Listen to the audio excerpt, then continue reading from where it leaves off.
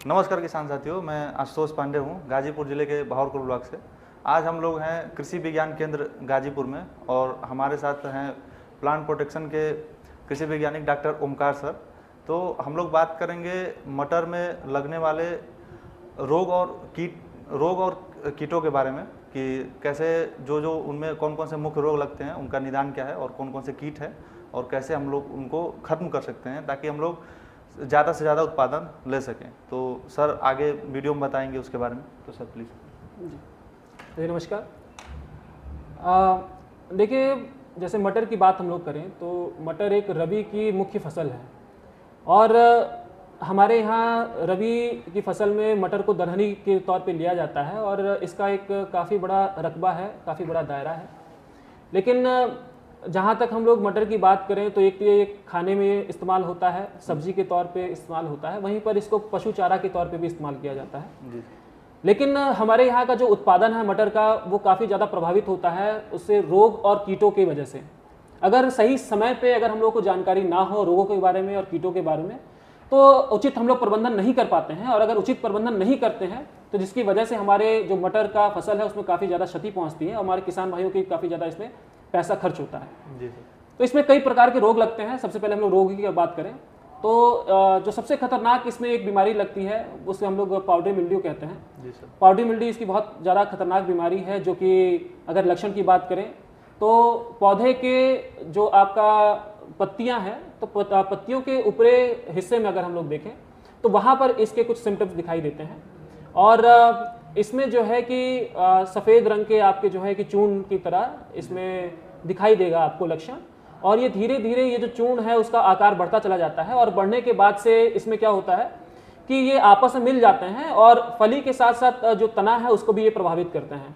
इससे ये असर होता है कि जो हमारा मटर का पौधा है वह धीरे धीरे सूखना शुरू हो जाता है, मुरझाने लगता है और इससे हमारा जो मटर का उत्पादन है वो गिर जाता है। सर एक प्रश्न था कि ये किस अवस्था में लगता है मटर के, जैसे शुरुआती दौर में लगता है या फिर कुछ इसका स्पेसिफिक डेज है? देखिए, ये जो रोग लगता है वो शुरुआत से लेकर के आखिरी जब तक उसकी कटाई ना हो जाए तब तक इसकी अवस्था बनी रहती है और वो कभी भी लग सकता है। इसकी उग्रता जो है वो मौसम के ऊपर निर्भर करती है कि वातावरण किस प्रकार का है।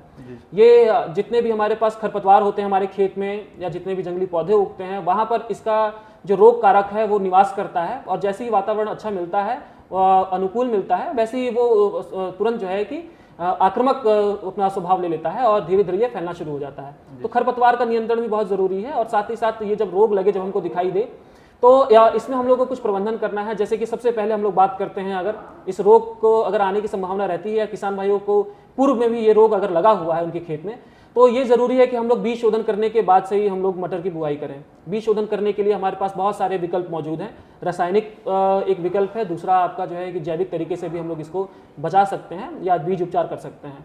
अगर हम लोग जैविक की बात करें तो एक फफूंदनाशक आता है जिसे हम लोग ट्राइकोडर्मा कहते हैं। तो ट्राइकोडर्मा का 5 से 6 ग्राम प्रति किलो बीज की दर से अगर हम लोग मटर की फसल को या मटर की बीज को अगर हम लोग बीज उपचारित करें तो इससे जो है हमारे यहाँ ये रोग जो है वो नहीं। सर ये किसान बहुत सारे हैं जो अभी तक उपचार के बारे में नहीं जानते कि बीज कैसे उपचारित करते हैं, तो सर थोड़ा ब्रीफ में बता दें। बिल्कुल बिल्कुल कि उसको कैसे प्रयोग करें। हमारे किसान भाई लोग बहुत सारे ऐसे हैं जो कि इन सब चीज़ों के बारे में या इस प्रक्रिया से अनभिज्ञ हैं, उनको इन सब चीज़ों के बारे में जानकारी नहीं है। लेकिन बीज शोधन बहुत ज़्यादा ज़रूरी है। जैसे हम लोग बात करें कि मनुष्यों में जिस तरह बच्चों को टीका लगता है या जो वयस्क लोग भी होते हैं उनको भी कई तरह के टीके लगते हैं, उसी तरह बीज शोधन भी पौधों में या बीजों में लगता है।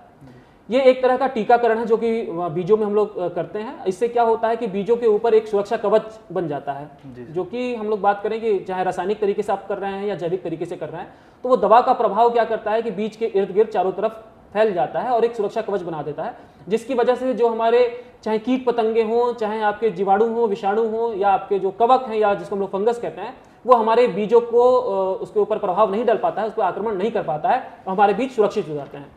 तो इसकी जैसे कि मैं बात कर रहा था कि 2 तरीके से किया जा सकता है, या तो जैविक तरीके से या तो रासायनिक तरीके से। जैविक तरीके से जो किसान भाई लोग करना चाहते हैं उसके लिए ट्राइकोडर्मा है। ट्राइकोडर्मा का मैंने जैसे बताया कि 5 से 6 ग्राम प्रति किलो बीज की दर से हम लोग बीज का शोधन कर सकते हैं। और दूसरा आपका अगर रासायनिक विधि में अगर आपको जाना है तो इसके लिए आपको जैसे मैनकोजेब हो गया, बेबिस्टीन हो गया, या बेलनेट हो गया, थीरम हो गया, या आपका थीरम प्लस कार्बेंडाजिम हो गया, इन सब दवाओं का हम लोग प्रयोग कर सकते हैं। इसका जो दर होता है 2 से 3 ग्राम प्रति किलो बीज की दर से हम लोग जो है बीज शोधन इसको कर सकते हैं। इसको करने के लिए क्या है, जैसे मटर का दाना है, इसमें हम लोग जैसे कि पानी का छिड़काव अगर कर दें उसके ऊपर, बीज के ऊपर, उसके बाद दवा उसमें डाल दें, या फिर किसी बर्तन को लेकर के, बहुत अच्छा अगर रहेगा अगर हम लोग घड़ा ले रहे हैं या मिट्टी का बर्तन ले रहे हैं, उसमें थोड़ा पानी डाल करके और जो दवा है उसको मिला देंगे अगर हम लोग, और बीज को डाल करके। बुआई के कितने देर पहले करना है? बुआई से अगर हम लोग 1 रात पहले अगर हम लोग इस विधि को अपनाते हैं तो सबसे ज्यादा अच्छा रहता है। और जब हम लोग बोने जाते हैं उससे पहले हम लोगों को कहीं पेड़ के नीचे छाए में हम लोगों को अपने जो बीज हैं उसको सुखा देना चाहिए, और उसके बाद से हम लोग अपने खेतों में इनकी बुआई करनी चाहिए। तो बीज शोधन बहुत ज्यादा महत्वपूर्ण है, जो कि हमारे किसान भाइयों को अवश्य करना चाहिए। अब आगे जैसे हम लोग रोगों की बात कर रहे हैं तो कई और रोग लगते हैं, उसमें एक और बहुत ज्यादा जो उग्र रूप लेता है या हमारे किसान भाइयों को जो क्षति पहुंचाता है वो उकठा रोग है। उकठा रोग आपके रबी के सीजन में चने इसमें मटर में तो लगता ही है, लेकिन साथ ही साथ चने में भी लगता है। इससे हमारे किसान लोग बहुत ज्यादा इससे प्रभावित रहते हैं और उनको काफी ज्यादा दिक्कतें भी होती हैं। संभलने का समय भी नहीं मिलता है, पौधा बिल्कुल बिल्कुल बहुत तेजी से फैलता है ये। और इसमें होता क्या है कि जहां पर उकठा रोग लगता है, एक तो ये जमीन में लगा रहता है, पूर्व में अगर कोई रोग इस तरह का लगा हुआ है तो वो आगे जब भी आप बुआई करेंगे, चाहे मटर की चाहे चना की, उसमें भी ये रोग अवश्य लगेगा। तो आप लोग चाहें तो मृदा का शोधन या भूमि शोधन भी कर सकते हैं, और बीज शोधन तो हमारे पास है ही।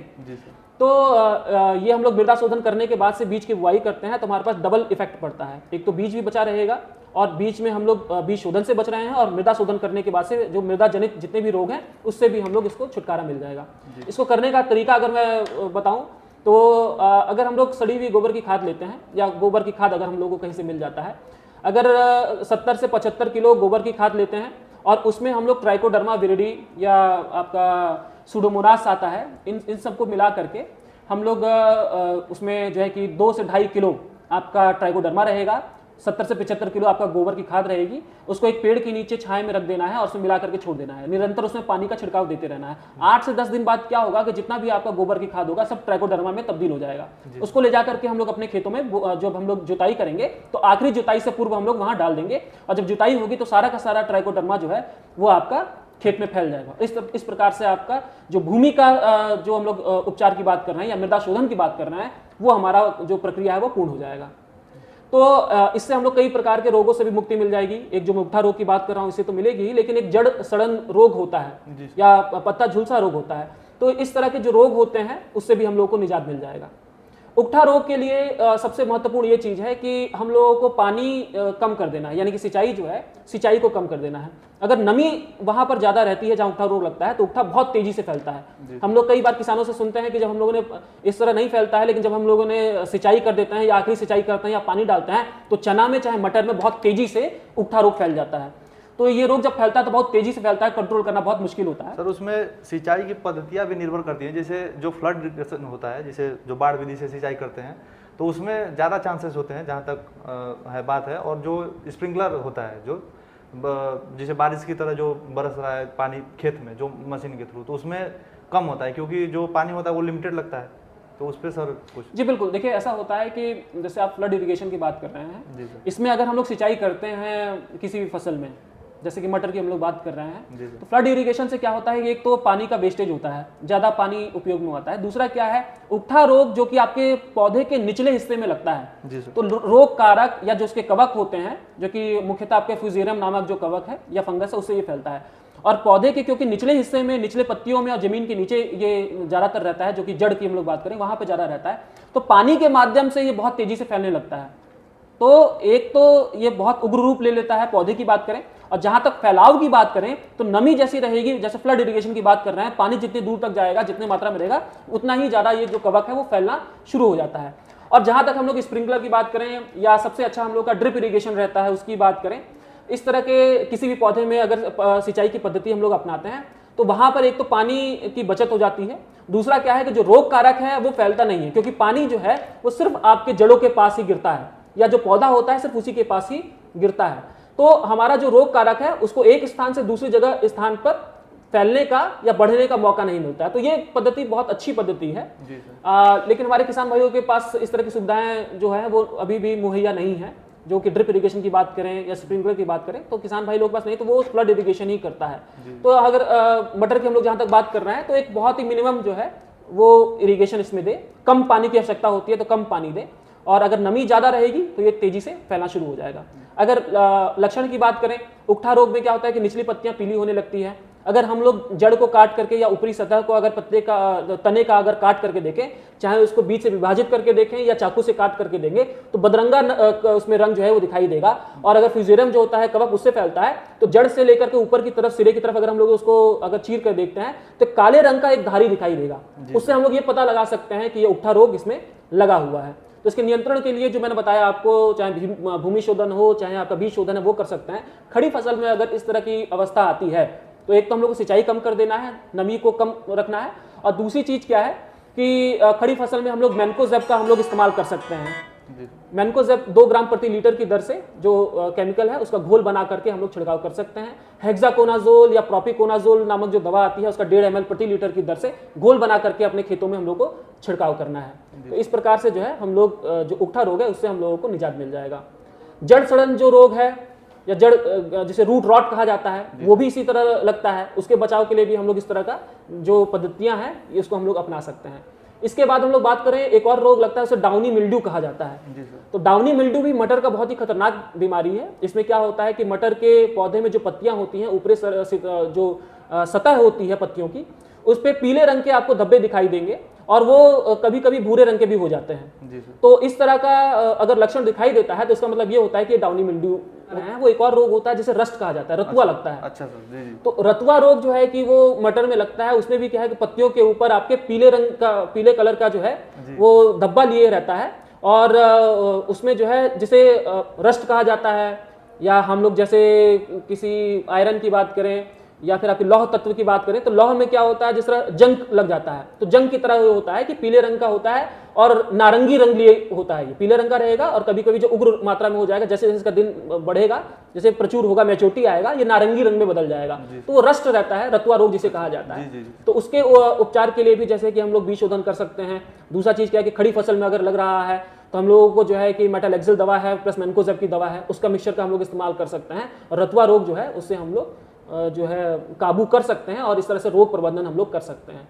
जहां तक कीटों की बात है, कीटों में भी जो है कि 3-4 तरह के ऐसे कीट हैं जो कि बहुत ज़्यादा प्रभाव डालते हैं हमारे मटर की फसल में। अगर हम लोग बात करें तो आप लोगों को दिखा होगा एक जिसे अंग्रेजी में लीफ माइनर कहते हैं, या पत्ता जो है सुरंग कीट जिसे कहा जाता है। पत्ती के ऊपर उसमें कई तरह के सुरंग जैसे धारियां आपको दिखाई देंगी, तो वो जो है लीफ माइनर होता है, जो धीरे धीरे क्या होता है कि पत्तों को खाना शुरू कर देता है, और जहां जहां वो जाता है, जहां चट करता है, वहां पर आपको नाली नुमा जैसे सुरंग जैसा आप लोगों को वो जो है आकार दिखाई देगा पत्तियों के ऊपर। एक तो ये कीट लगता है, और दूसरा एक कीट लगता है आपका जो है कि वो फल छेदक जो होता है। फल छेदक कई बार क्या करता है, फल को खाता है और उसके बाद से फल को खाने के बाद से फली के अंदर से आपने देखा होगा कि वो काट करके उसमें से बाहर निकल आता है, वो लगता है। सेमी लूपर लगता है। सेमी लूपर जो होता है, कई बार आपने देखा होगा जो फलियां होती हैं उसको आप लोग खोल करके देखेंगे तो उसमें आपको सुंडी दिखाई देगा, तो वो आपका जो है कि लूपर लगा रहता है। इसी तरह और भी है, जैसे मक्खी लगी रहती है, तना मक्खी लगी रहती है, या हम लोग एफिड की बात करें तो एफिड लगता है। ये 4-5 तरह के ऐसे कीट हैं जो कि हमारे मटर की जो फसल है उसको नुकसान पहुंचाते हैं, और हमारा जो प्रोडक्शन है उसको काफ़ी हद तक जो है नीचे कर देते हैं। इसके लिए हम लोग को क्या करना चाहिए कि खरपतवार को हटा देना चाहिए। दूसरी चीज़ क्या है कि अगर इस तरह का कोई कीट दिखाई दे रहा है, जैसे आपका सफ़ेद मक्खी हो गया या तना मक्खी हो गया या अन्य कीट हो गया, तो इसके लिए हम लोग फेरोमोन ट्रैप का इस्तेमाल कर सकते हैं, जिसे हम लोग गंधक पाश कहते हैं। तो 5 जो फेरोमोन ट्रैप है प्रति हेक्टेयर की दर से अगर हम जगह जगह लगाएं तो इसके जो कीट होते हैं वो उसमें आकर के आकर्षित होते हैं और फंस करके वो खत्म हो जाते हैं। इसके अलावा हम लोग जो है कि नीम युक्त जो अर्क है उसका इस्तेमाल कर सकते हैं, या जो नीम का है अजरेक्टिन जो दवा है उसका इस्तेमाल कर सकते हैं, नीम ऑयल का इस्तेमाल कर सकते हैं। और अगर केमिकल की बात करें, रासायनिक की तौर पे जाएं तो हम लोग रोगार का इस्तेमाल कर सकते हैं, जो कि 400 मिलीलीटर प्रति हेक्टेयर की दर से हम लोग 500 से 600 लीटर पानी मिला करके घोल उसको हम लोग अपने खेतों में डाल सकते हैं। जहाँ तक तना छेदक की फली छेदक की बात है या मक्खी की बात है, उसके लिए क्विनोलफास या क्लोरोपायराफास जो दवा आती है उसका भी हम लोग इस्तेमाल कर सकते हैं, जो है कि आपकी 200 ml जो है वो आपका प्रति 500-600 लीटर पानी मिला करके अपने खेतों में छिड़काव करें। तो इस तरह के जो कीट हैं उससे हम लोगों को मुक्ति मिल जाएगी और हमारे किसान भाइयों की फसल भी है वो बची रहेगी। ठीक है, तो सर को इतनी अहम जो जानकारी है किसानों को देने के लिए पहले तो मैं बहुत धन्यवाद दूंगा, और किसान भाइयों को भी बोलूँगा कि थोड़ी सी आप जो सावधानियां अगर बरते और शुरुआती दौर जो है रोग के शुरुआती दौरों में ही आप उनका जो लक्षण होता है, चाहे रोग हो चाहे कीट हो, उनको आप देखें और दवाइयों को छिड़काव करें, तो आप अपनी फसल को बचा सकते हैं और ज़्यादा से ज़्यादा उत्पादन भी ले सकते हैं। तो आज की वीडियो में बस इतना ही, और मिलते हैं अगली वीडियो में, तब तक के लिए धन्यवाद।